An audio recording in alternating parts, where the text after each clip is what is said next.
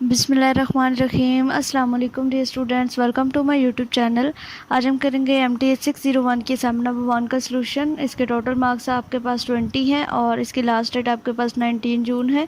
तो इसकी रिक्वायरमेंट्स जो इंस्ट्रक्शंस हैं ये आप खुद रीड कर लीजिएगा, बिल्कुल सेम टू सेम वही हैं जो हम ऑलरेडी इनकी पढ़ते आ रहे हैं। तो क्वेश्चन पे हम लोग आ जाते हैं। क्वेश्चन हमें दिया हुआ है, यहाँ पे एक टेबल दिया हुआ है, इसमें एनुअल रिक्वायरमेंट, आइटम नंबर्स और यूनिट कॉस्ट दी हुई है। इनमें हमने ये सारी चीज़ें फाइंड करनी है। Annual usage in descending order, cumulative usage value, percentage of cumulative usage value और कम्युलेटिव परसेंटेज ऑफ आइटम। अगर आपने लेक्चर्स अच्छे से सुनने हैं तो आपको ये चीज़ें बिल्कुल भी मुश्किल नहीं लगेंगे, बिल्कुल इजी हैं। तो सबसे पहले हमने आइटम नंबर्स मतलब इसी डाटा को हमने अरेंज करके यहाँ पे लिखा है। यूजेज जो हमारी एनुअल यूजेज है वो हमने यहाँ पे लिखी है, यानी कि इन दोनों को मल्टीप्लाई करने से एनुअल रिक्वायरमेंट को और यूनिट कॉस्ट को दोनों को जब हम मल्टीप्लाई करेंगे तो यहाँ पे हमारे पास ये एनुअल यूजेज आ जाएगी। और फिर हमने इसके साथ में रैंक डिफाइन कर दिए, मतलब ये सबसे बड़ी कौन सी वैल्यू, सबसे उससे छोटी कौन सी, उससे छोटी, और हमने यहाँ पे इनके रैंक डिफाइन कर दिए। उसके बाद जो है वो हमने ये सारी चीज़ें इसमें से फाइंड करनी है। पहले हमने एक अलग जो टेबल बनाया, आप चाहें तो इसका टेबल एक साथ भी बना सकते हैं, ठीक है। तो आइटम नंबर हमने लिख दिए हैं, फिर से हम वही रैंक जो हमने यहाँ पे निकाले थे उस हिसाब से लिखे हैं। और ये चीज़ हमारी चेंज हुई है इसमें कि हमने annual usage in descending order में लिखा है। ये डिसेंडिंग ऑर्डर में इनके छोटी से बड़ी वैल्यू की तरफ हम बड़ी से छोटी वैल्यू की तरफ हम लोग यहाँ से गए हैं। तो इसको भी हमने लिख दिया और साथ में जो जो रैंक था यहाँ पे इस गिवन डाटा में, उस हिसाब से हमने जो है वो यहाँ पे रैंक भी इसका डिफ़ाइन कर दिया है। एंड सेम इसी तरीके से आगे अगर हम देखें तो हमारे पास कम्युलेटिव एनुअल यूजेज हमने जो है वो निकाली है।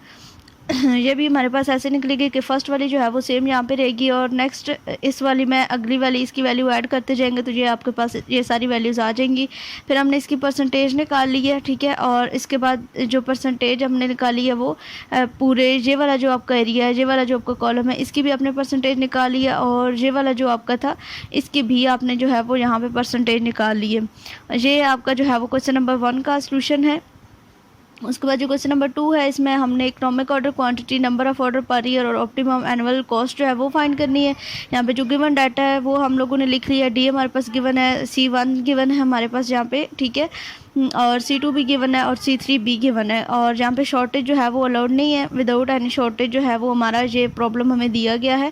जैसे कि वो आपने EOQ मॉडल्स पढ़े थे ना, वो आपका विदाउट शॉर्टेज वाला जो आपका मॉडल था ना, वो वाला यहाँ पे यूज़ हो रहा है। तो वो सबसे पहले हमने EOQ फाइंड कर लिया। EOQ का फार्मूला लगा के वो हमने फार्मूला लगाया 2C2D और √C3 और साथ में इसका फार्मूला हमने मेंशन कर दिया। और इसकी कैलकुलेशंस करने के बाद हमारे पास ये इसका आंसर आ जाएगा। सेकंड हमने फाइंड करना है नंबर ऑफ ऑर्डर पर पीरियड, हमने फाइंड करना है, उसका फार्मूला भी हमने लिख लिया। और फार्मूला लगाने के बाद इसकी कैलकुलेशंस हमारे पास 5 आ गई। देन टाइम बिटवीन ऑर्डर्स भी हम लोगों को फाइंड करना है, क्योंकि जब हमने कॉस्ट ऑफ 1 साइकिल फाइंड करना है तो वहाँ पे हमें टाइम ज़रूरत होगा। दैट्स वाई यहाँ पे हमने क्या किया कि टाइम पीरियड भी साथ ही इसके साथ फाइंड कर लिया। थर्ड नंबर पे हमें ऑप्टिमम एनुअल कॉस्ट फाइंड करनी थी, तो number of order into cost of 1 cycle, जो लेक्चर्स में हमने इनके फार्मूलाज को पढ़ा था, डायरेक्ट वो फार्मूला हमने अप्लाई किया यहाँ पे और इनकी वैल्यूज़ को मल्टीप्लाई करके इनकी कैलकुलेशंस करने के बाद यहाँ पे हमारे पास ये इसका सलूशन आ जाएगा। तो ये छोटे छोटे क्वेश्चन थे, दो आपके इंतहाई आसान MTH 601 का। ये अफसोस कि आपको समझ आ गई होगी। अगर कोई भी कन्फ्यूजन हो तो आप पूछ लीजिएगा, व्हाट्सएप ग्रुप ज्वाइन कर लीजिए मज़ीद हेल्प के लिए। तो मिलते हैं अपने अगले लेक्चर में, तब तक के लिए अल्लाह हाफिज़।